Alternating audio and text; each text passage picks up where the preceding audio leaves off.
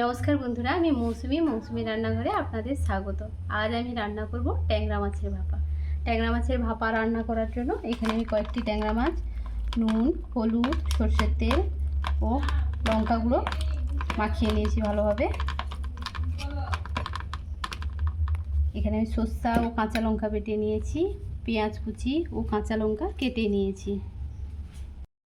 এখানে একটা কড়াই নিয়ে নিয়েছি, তাতে আমি পেঁয়াজ কুচি ও লঙ্কা দিয়ে দিব, কেটে রাখা লঙ্কা দিয়ে দিব। এখানে কাঁচা লঙ্কা বাটা ও সর্ষে বাটা দিয়ে দিব।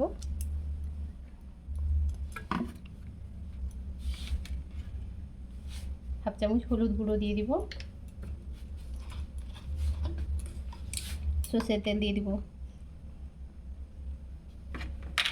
সর্ষের তেল সব মশলার সাথে ভালোভাবে মিশিয়ে নিব।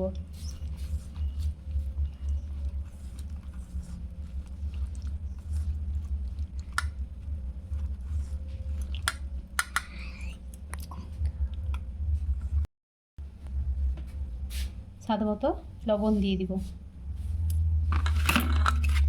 আগে থেকে মশলা মাখিয়ে রাখা ট্যাংরা মাছগুলো দিয়ে দিব।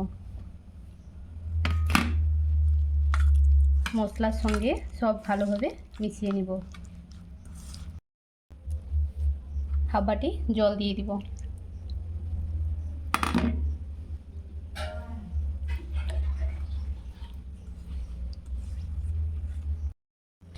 জলটা ভালোভাবে মাছের সঙ্গে মিশিয়ে দিব।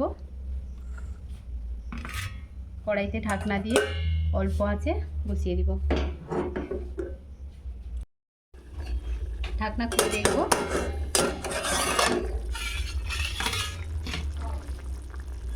তরকারি ফুটছে, ভালোভাবে নেড়ে দিব।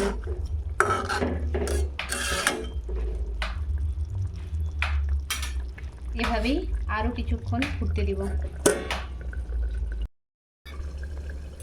ঢাকনা খুলে দেখব।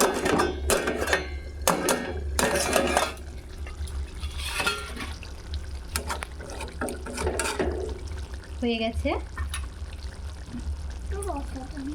এবার অল্প একটু কাঁচা তেল দিয়ে দিব। নামিয়ে নিব। কি বন্ধু, কেমন লাগলো আমার এই রান্নাটা? ভালো লাগলে লাইক, শেয়ার ও সাবস্ক্রাইব করতে ভুলবে না কিন্তু।